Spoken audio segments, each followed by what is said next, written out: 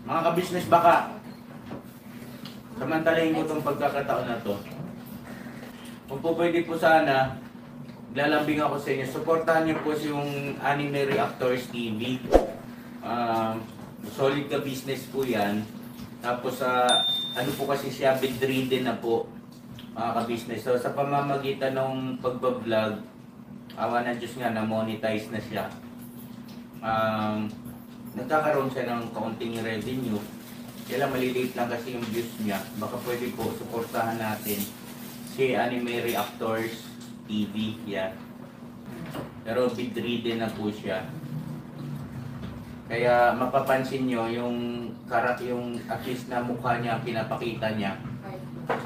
Cartoon character. Suportahan po natin yan, Anime Reactors TV.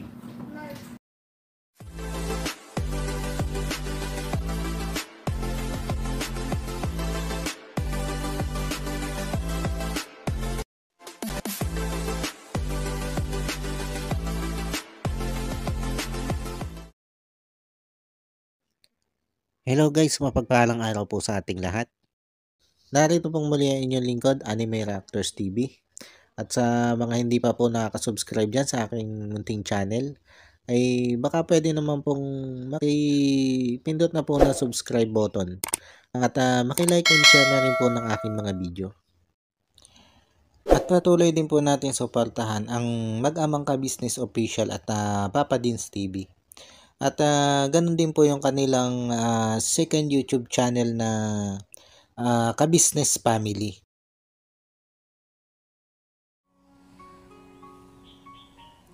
Yun, panibagong araw, panibagong reaction ulit po tayo mga ka-business, mga kapapi. At for today's video po ay gawin po natin ng reaction. Itong muling pagbabalik nitong si Kagwang Damulag dito sa Ka-Business Family o Ka-Business Official. Nito nakaraang araw nga lang po mga ka-business, mga kapapi, ay sinurpresa nito si Kuya Damulag itong sila ka-business sa muli niyang pagbabalik dito sa Ka-Business Official o dito sa Ka-Business Family. At ito nga po, nagulat dito sila ka-business sa biglaang pagdating nito si Kuya Damulag. At dito nung tanongin nila ka-business kung ano bang sadya nito si Kuya Damulag dito sa Ka-Business House o dito sa Ka-Business Official, ay binanggit dito ni Kuya Damulag na gusto sana niyang bumalik bilang isang kagwang dito kay Ka-Business. Kung matatandaan natin mga ka-business, mga kapapi, ito si Kuya Damulag ay hindi naman ito tinanggal nito si Ka-Business bilang isang kagwang, kundi ito si Kuya Damulag ay kusang umalis dito kay Ka-Business bilang isang kagwang. At ang pag-alis po niya dito kay Ka-Business ay hindi po siya nagpaalam. Kumbaga walang pagpapaalam ito si Kuya Damulag na aalis na siya dito kay Ka-Business. Ang huling natatandaan kong vlog dito kay Kuya Damulag bilang isang kagwang nito si Ka-Business ay nung hanapin ito nito sila Ka-Business nung panahong pupunta itong sila Ka-Business doon sa Isla Verde na extension celebration yon ng birthday nito si Papa Dins. Bago kasi sila pumunta ng Isla Verde ay may usapan sila nito sila Kuya Damulag na sasama silang lahat. Pero nung bago malis itong sila Ka-Business pupuntang Isla Verde ay hindi sumipot itong si Kuya Damulag sa oras na ng kanilang usapan. Kaya naman ang ginawa nito sila Ka-Business ay pinuntahan ito si Kuya Damulag dito sa kanilang bahay. At hindi na nandun nila Ka-Business itong si Kuya Damulag. At patuloy na hinanap nito sila Ka-Business itong si Kuya Damulag.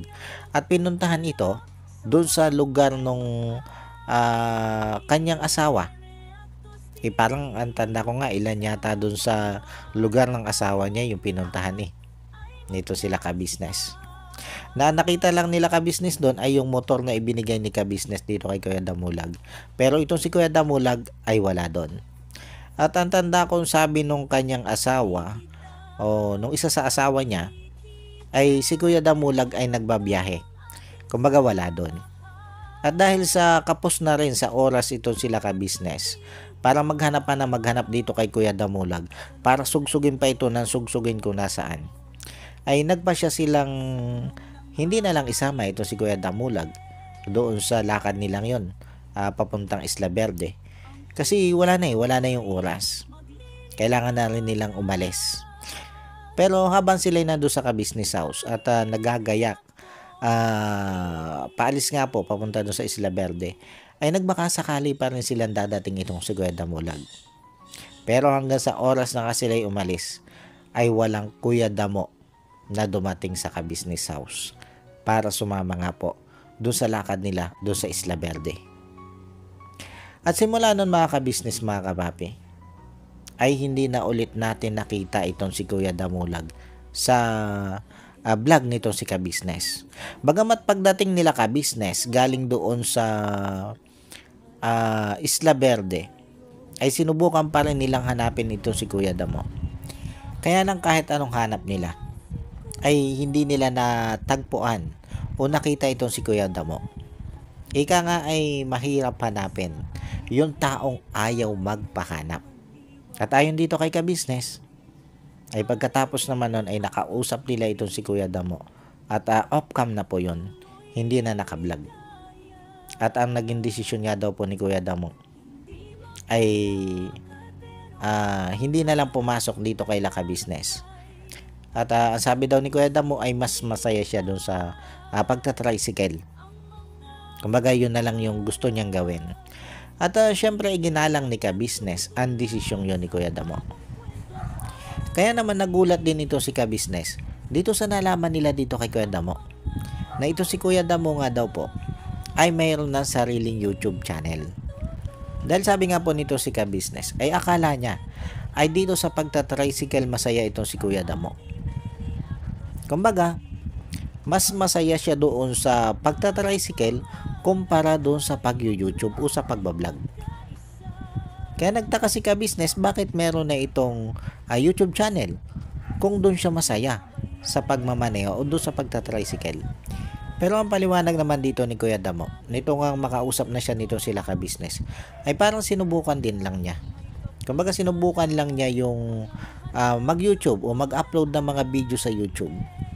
At syempre natuwa siya na may mga nanonood din sa kanya.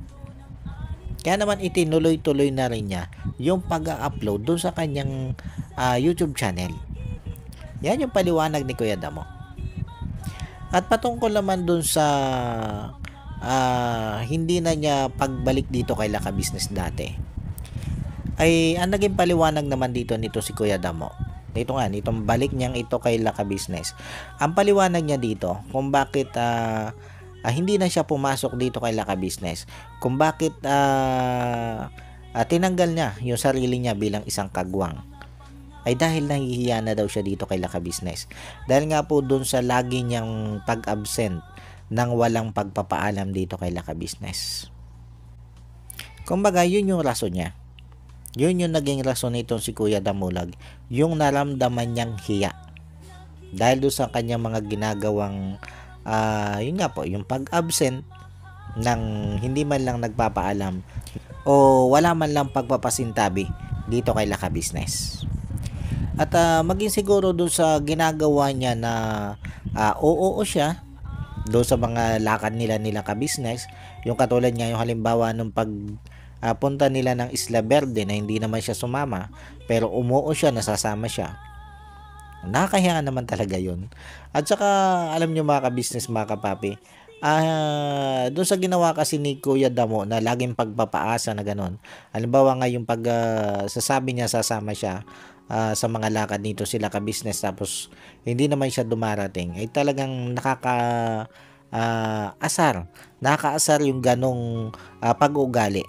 Kahit naman siguro sa kanino gawin mga ka-business, mga kapapi, yung papaasahin ka, may lakad kayo, may napagkaisahan kayong lakad, tapos sasabihin sasama, tapos sa oras na ng lakad ay hindi ka sisiputin, pag hinanap mo ay tila pinagtataguan ka pa, ay parang nakakabwisit naman talaga yung ganun, di ba?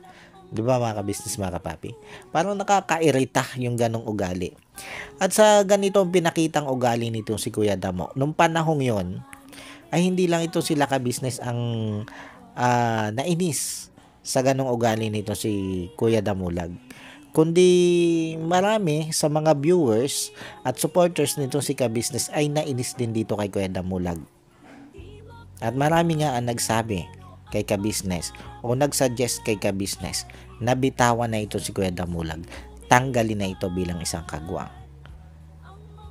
Pero hindi po ginawa yun ni ka-business, kundi si Kuya Damulag mismo ang nagtanggal sa kanyang sarili bilang isang kagwang.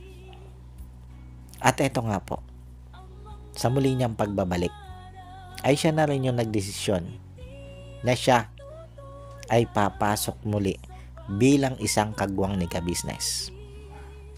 At sabi nga ni ka-business ay wala na siyang magagawa kundi tanggapin ito si Kuya Damulag bilang isang membro ulit ng kagwang. Dahil nandyan na eh. Kumbaga, lumapit ulit dito kay ka-business, ay kilala naman natin ito si ka-business. Na kahit nga yung may mga nagawa sa kanyang hindi maganda, ay handa pa rin yan tanggapin ng dalawang kamay. Ay ito pa naman ba si Kuya Damulag, na naging kasalanan nga lang nito, o ang naging mali lang nitong ginawa, ay yung pag-absent niya nang hindi siya nagpapaalam, o yung hindi niya pagsipot doon sa mga usapan nila ka-business na nakasettle na, tapos yun nga tila pagtataguan pa niya ito sila ka-business, di ba? Yun lang yung kwan. Yun lang yung nagawang mali nito si Kuya Damulag. Pero ni minsan ay hindi natin nalaman o wala tayong narinig na ito si Kuya Damulag ay may sinabing hindi maganda laban dito kay ka-business. Bagamat nung kasagsagan ng issue dito kay Rick Aningat, ay nagpunta na rin ito si Kuya Damo dito kay ka-business. At kung tutuusin nga, hindi ito dito kay ka-business nagbuntay, kundi nung kay Intoy. Isinama lang nito si Intoy dito kay ka-business. Dahil ang banggit nga nito si Kuya Damulag ay magpapaliwanag siya dito kay ka-business. At ang sabi nga niya dito kay ka-business ay lilinisin lang niya yung kanyang pangalan. Dahil siya nga daw ay pinuntahan nito si Rick Aningat at kung ano-ano yung hindi magagandang sinasabi sa kanya nito si Rick Aningat. At may nabasa din tayo dun sa comment ni Rick Aningat dun sa mismong kanyang upload na video sa kanyang channel na safe daw itong si Kuya Damulag doon sa mga pinagsasabi nito laban kay ka-business. Kaya hindi din natin alam kung kaya sinabi ni Kuya Damulag na maglilinis siya ng kanyang pangalan ay dahil may nasabi din nga siyang hindi maganda laban dito kay ka-business. Hindi natin alam kung totoo nga ba yung pasaring ni Rick Aningat doon na ito si Kuya Damulag ay tila ba may nasabi din na hindi maganda laban kay ka-business. Pero malamang kung minasabi man ito si Kuya Damulag na hindi maganda laban kay ka-business ay kay Rick Aningat lang niya nasabi yon. At malamang kaya niya nasabi yon ay dahil na rin dito sa impluwensya nito si Rick Aningat. Kilala naman natin kung papaano magmanipula ng isip itong si Rick Aningat. Kaya hindi malayo na itong si Kuya Damulag ay may nasabi din nga na hindi maganda laban dito kay ka-business. Pero ang kagandahan doon ay hindi nagkalat itong si Kuya Damulag ng masasamang salita laban dito kay ka-business. Hindi katulad nung ibang, alam nyo na, ayoko nang pag-usapan dahil baka sabihin na naman nag-i-issue na naman tayo eh. Dito tayo, balik tayo dito kay Kuya Damulag. At eto nga po, bumalik ulit itong si Kuya Damulag dito sa ka-business official at itinalaga na naman niya ang kanyang sarili bilang isang official na kagwang. At yun nga po, 2 kamay siyang tinanggap nito si ka-business.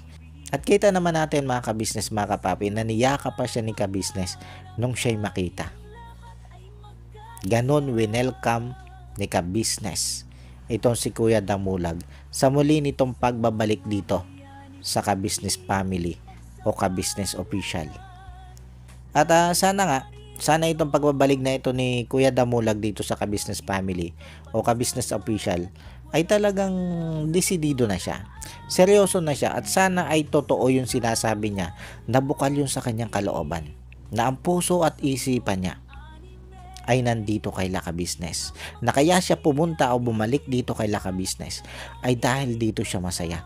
Dito niya naramdaman na bukod sa kay Tatay Franco ay meron pa siyang pangalawang pamilya. Totoong pamilya na totoong nagmamahal sa kanya. Sana nga totoo lahat yan sinabi niya ni Kuya Damulag. Kahit pa sabihin kasama sa purpose niya ang palakasin ng kanyang channel, okay lang yun. Okay lang yun. Basta ang mahalaga ay sa pagbabalik niyang ito sa Ka-Business Family, sa Ka-Business Official, ay maging tapat na siya. At iwasan na niya yung pagsisinungaling. Alam naman natin ang katangian nito si Kuya Damulag. Magaling itong magpalusot. Magaling itong magpaligoy-ligoy. Sana isa yung sa mawala dito kay Kuya Damulag. Na kahit nga dumating doon sa punto na yung channel niya ay lumakas na, kumikita na siya ng ayos, stable na yung channel niya, sana ay manatili siya na ang kanyang paa ay nakaapak sa lupa at nandito siya, manatili siya dito kay Laka Business o yung loyalty niya ay manatili dito kay Laka Business. Sana yung panindigan nyo ni Kuya Damulag. Dahil ang sabi nga niya ay habang siya'y nabubuhay ay dito na siya kay Laka Business. Bagamat mahirap magsalita ng tapos, pero yun yung sinabi niya sana mapanindigan niya. At wag na sana siyang tumula doon sa iba na matapos nga matulungan nila Ka-Business, matapos nga magawa nila Ka-Business na maganda, ay eto pa ang ginawa kay Ka-Business. Na sila Ka-Business pa ang lumalabas ngayong mali at lumalabas ngayong masama. Sana hindi siya tumulad sa mga ganitong klase ng tao. Sana nga ay panatilihin niya yung loyalty niya dito kay Ka-Business. At good luck sa iyo Kuya Damulag at syempre welcome back sa Ka-Business community. Dito sa Ka-Business Family. Welcome back Kuya Damulag. At syempre, dahil nandiyan ka na ay nasa iyo na rin ang aming pagsuporta. Asahan mo yan Kuya Damo. Susuporta kami sa iyo ng buong buo. Basta siguraduhin mo lang na yung mga sinasabi mong yan kay Ka-Business ay totoo at tapat ka talaga sa mga binitawan mong salita. Paano po mga Ka-Business, mga kapapi, hanggang dito na lang muna ulit po at sana po'y nagustuhan nyo itong aking reaction video na ito. At muli po ay maraming salamat po sa patuloy pong sumusuporta at sa wala pong sawang nanonood sa aking mga nire-reaction ng video. Maraming salamat po. At sa mga hindi pa po nakaka-subscribe yan sa muntik kong channel, ay baka pwede naman pong makipindot na po na subscribe button at maki-like and share na rin po ng aking mga video. At bago po tayo tuluyang magtapos, ay gusto ko lang pong i-shoutout itong sila Ma'am Nerissa ng New Jersey. Shoutout po sa inyo Ma'am at maraming salamat po sa patuloy nyo pong pagsuporta at sa wala nyo pong sawang panonood sa aking mga nire-reaction ng video. Maraming salamat po Ma'am. At ganun din po dito kay Ma'am Elena Capillo.